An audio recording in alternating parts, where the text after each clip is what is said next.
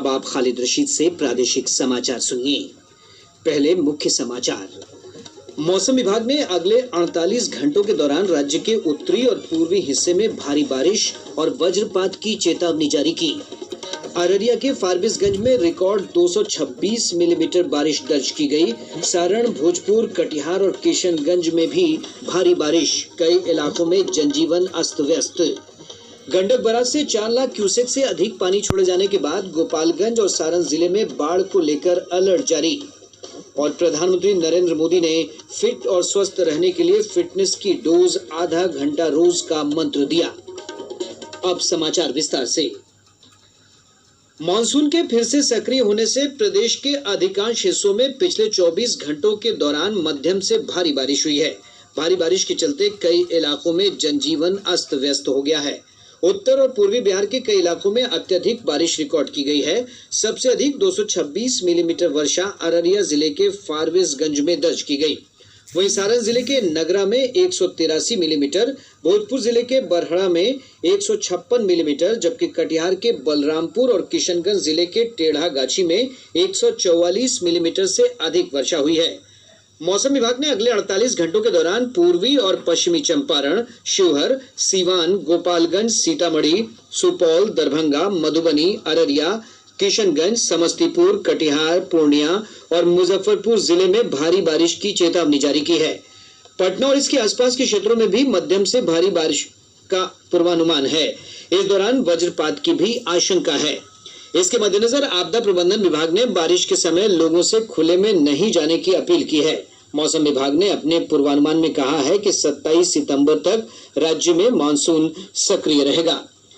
इधर लगातार हो रही बारिश से अधिकांश नदियों के जलस्तर में तेजी से बढ़ोतरी हुई है। गंडक, बागमती, महानंदा, परमान, कनकई नदियों में उफान के कारण कई निचले इलाकों में बाढ़ का पानी फैल गया है।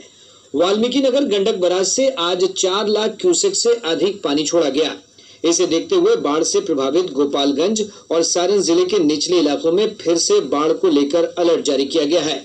इधर कनकई नदी के धारा बदलने से किशनगंज जिले के दिघल बैंक प्रखंड क्षेत्र के कई घर बाढ़ के पानी में डूब गए हैं।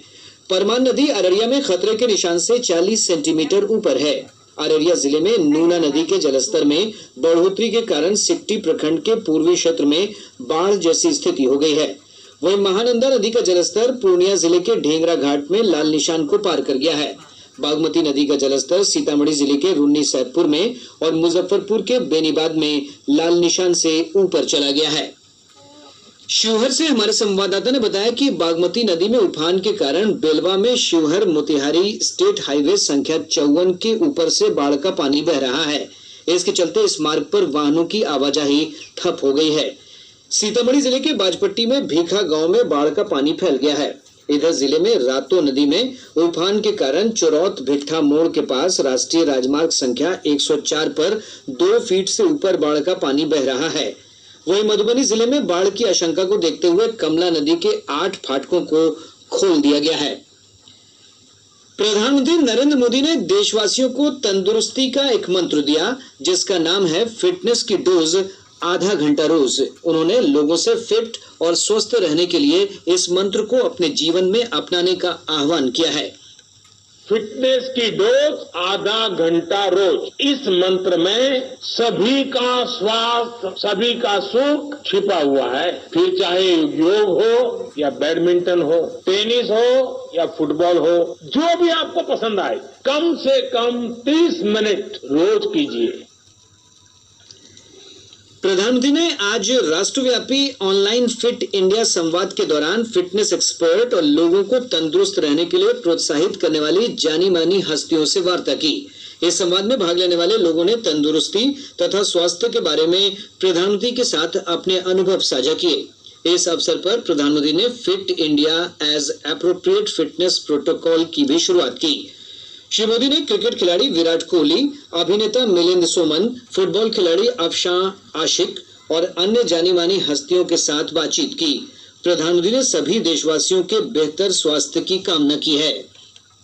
आज का ये डिस्कशन हर आयु वर्ग के लिए और भिन्न भिन्न रुचि रखने वालों के लिए भी बहुत ही उपयोगी होगा। फिट इंडिया मूवमेंट की फर्स्ट एनिवर्सरी पर मैं सभी देशवासियों के अच्छे स्वास्थ्य की कामना करता हूं। एक साल के भीतर भीतर ये फिटनेस मूवमेंट ऑफ पीपल भी बन चुका है और मूवमेंट ऑफ पॉजिटिविटी बन चुका है। देश में हेल्थ और फिटनेस को लेकर निरंतर अवेयरनेस में बढ़ोतरी होती चली जा रही है और एक्टिवनेस भी बढ़ी है। श्री मोदी ने कहा कि विश्व के कई देशों ने तंदुरुस्ती के बारे में अनेक लक्ष्य तय किए हैं और उन्हें हासिल करने के लिए कई मोर्चों पर काम कर रहे हैं। ऑस्ट्रेलिया, जर्मनी, ब्रिटेन और अमेरिका जैसे कई देशों में व्यापक स्तर पर फिटनेस अभियान चलाए जा रहे हैं। प्रधानमंत्री ने कहा कि आमतौर से अभिभावक हमें सभी अच्छी आदतें सिखाते हैं, लेकिन तंदुरुस्ती के मामले में ऐसा नहीं है। स्वस्थ जीवन शैली अपनाने के लिए युवा अपने अभिभावकों की मदद कर रहे हैं। उन्होंने कहा कि कोविड-19 संकट के दौरान हमें फिट इंडिया मूवमेंट के प्रभाव और इसकी उपयोगिता का ज्यादा अनुभव हुआ।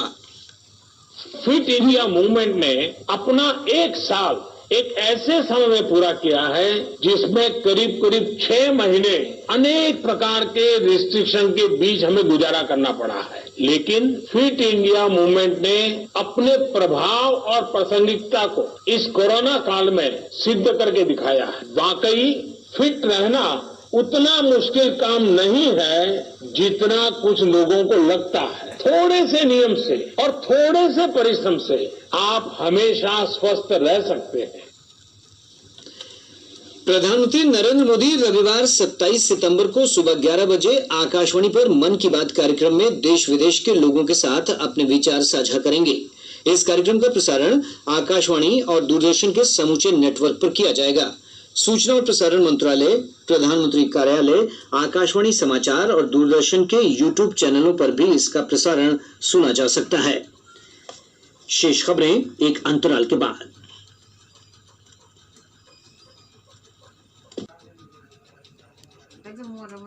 अब आप खालिद रशीद से प्रादेशिक